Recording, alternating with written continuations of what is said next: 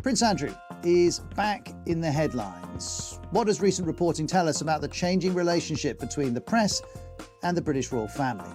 Former royal correspondents reflect on editorial choices, access and the new rules of coverage. It's on The Media Show on BBC News.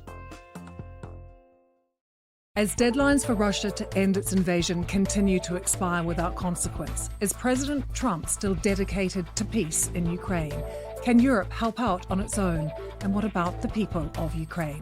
Our team are here to answer your questions. Join me, Lucy Hockings, for Ukrainecast on BBC News. For me, trust is about presence. About fostering relationships all around the world, over years. It's about patience, not rushing to be the first, But striving to get it right. to get to the truth. We can't just ask the questions. We have to question the answers. Debate, debate, debate. We have to create a space for opposing voices to be heard. And challenged. We fight every day. To earn your trust. And we never take it for granted. We capture the story. Fact check the story. Break the story. We explore the story. So you can trust us to tell it. We're here in Washington to find out what comes next. Neither Vladimir Putin nor Donald Trump was able to say that they had agreed a ceasefire in Ukraine. You can see this house has been completely washed away. Not only at home, but around the world. So easy to see all of the dead coral. You can see the frustration and the desperation. There's simply no food. Our correspondents give you the full story. The residential area where the crash occurred is massive. Join us on BBC World News America on the News Channel and iPlayer.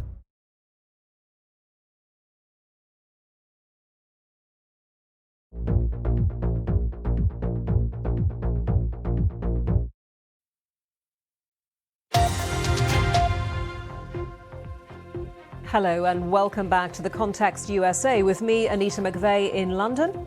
And me, Katrina Perry in Washington. Jamaica is feeling the impact of Hurricane Melissa as authorities warn of potentially catastrophic flooding.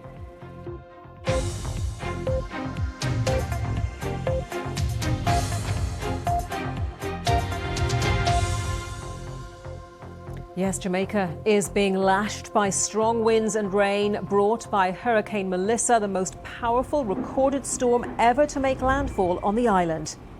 The US National Hurricane Center said the eye of the storm hit the southwest of Jamaica as a Category 5 hurricane, with estimated maximum wind speeds close to 300 kilometres an hour. Now, although Melissa has been reduced to a Category 4 storm, significant risks from storm surges and flash flooding still remain. Well, we're looking here at some of the latest pictures that we have coming into us. We have a video filmed in St. Catherine that shows the strength of the winds and the destruction that has already been caused by Hurricane Melissa since it made landfall.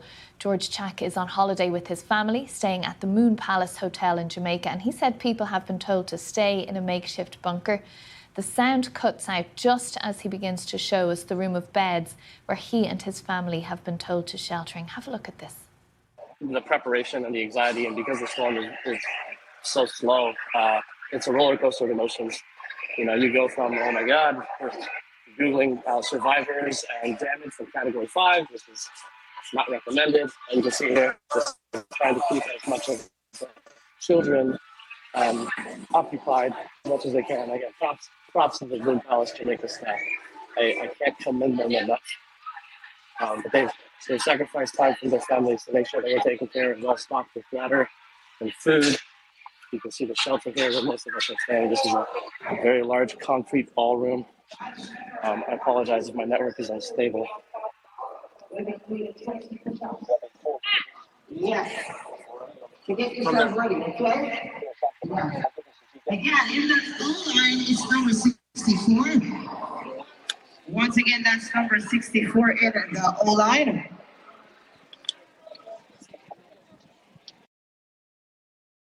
Yes, that's George Chack, and just an insight there into how one hotel is battening down the hatches through this hurricane. Well, let's speak now to Imani Duncan-Price, former Jamaican senator. Imani, thank you very much for joining us on The Context USA. First of all, How are you? Where are you? And what can you see and feel and hear there? Hi, thanks so much for having me, and thanks so much for the support for Jamaica, so the world can see what's happening here.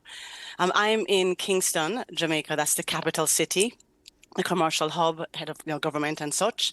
And it's been howling winds and intense rains since last night. In fact, winds have been up to 100 miles per hour at some points in time.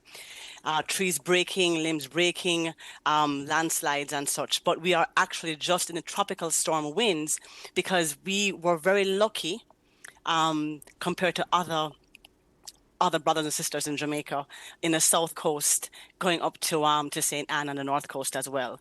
The eastern parishes have primarily had tropical storm conditions like that, very intense winds, very scary for children, the howling, but the real damage has been in the south coast, the central parishes and the north coast of our country. Yes, and of course, I mean, as I was saying a little earlier in the programme, much of that story is untold as yet because it just isn't possible to get pictures from many of those locations or even to begin to assess what the damage is. Total.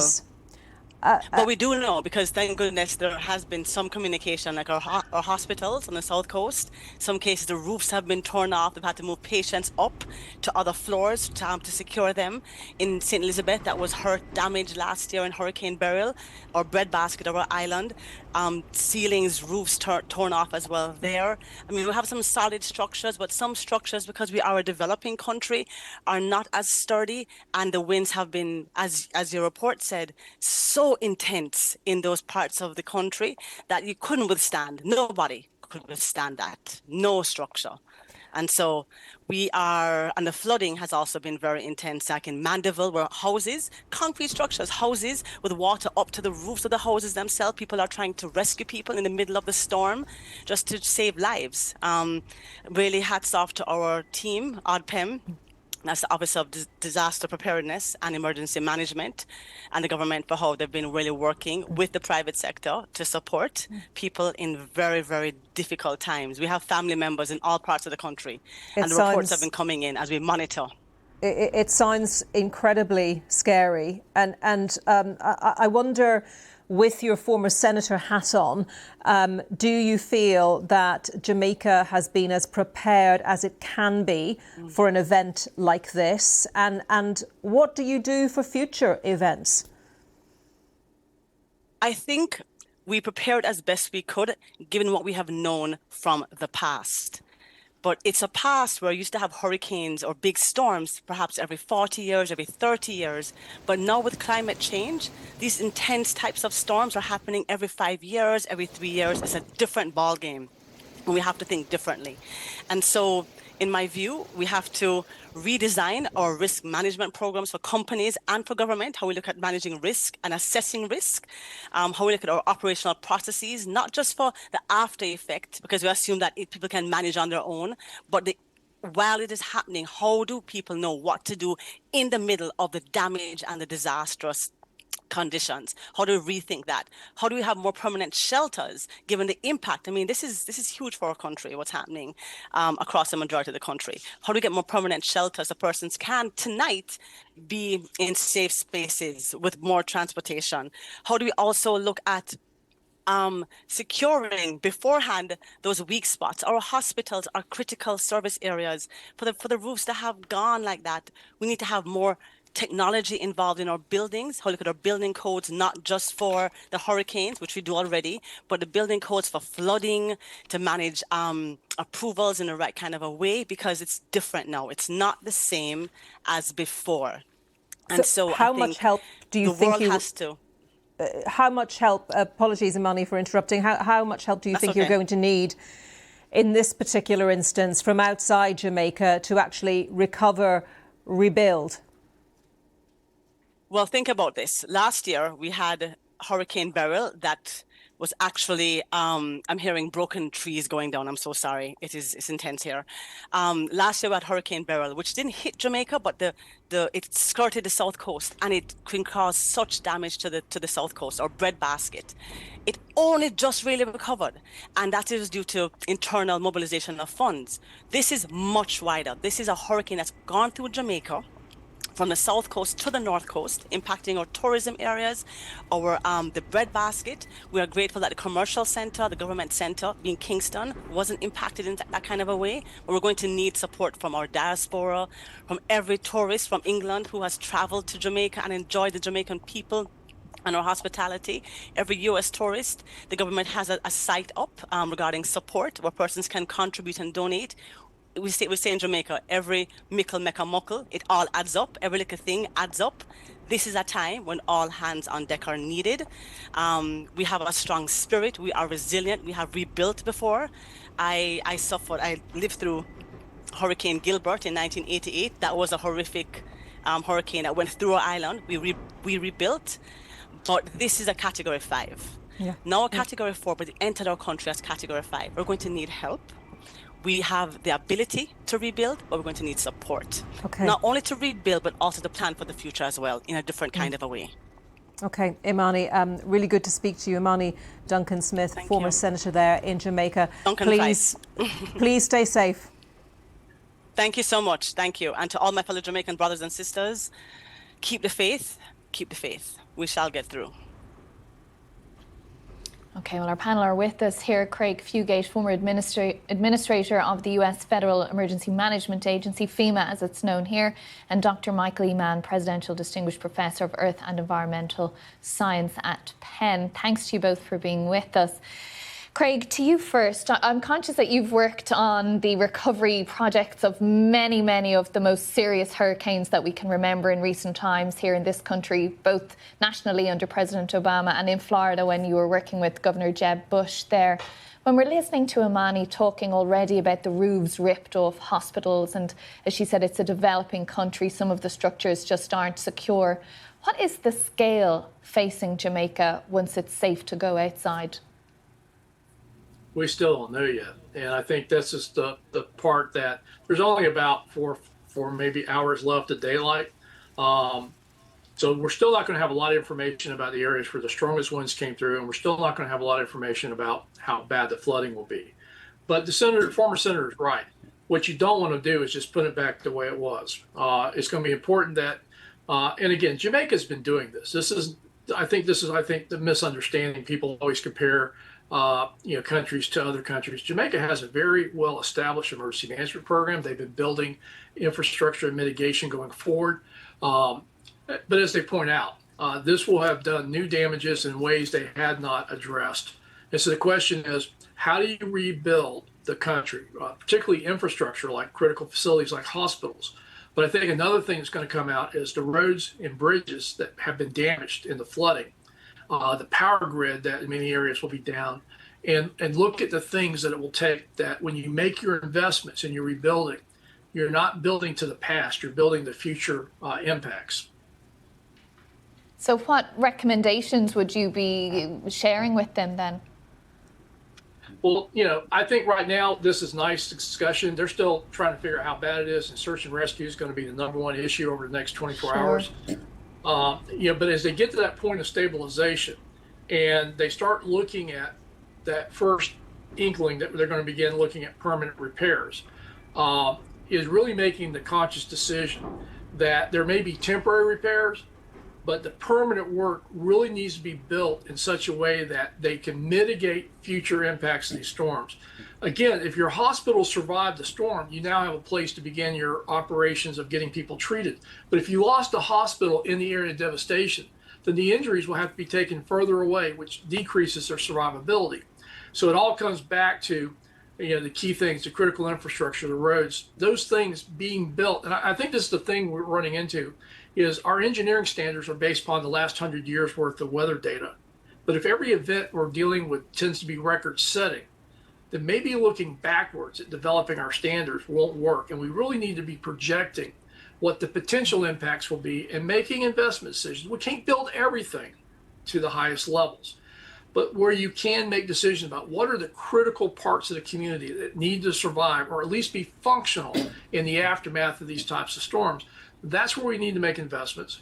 In many cases, these are engineering solutions that we are well familiar with, but they won't come at little or no cost. This will be an expensive rebuild, and we really need to make sure that we're building for the future, not just what's happened in the past.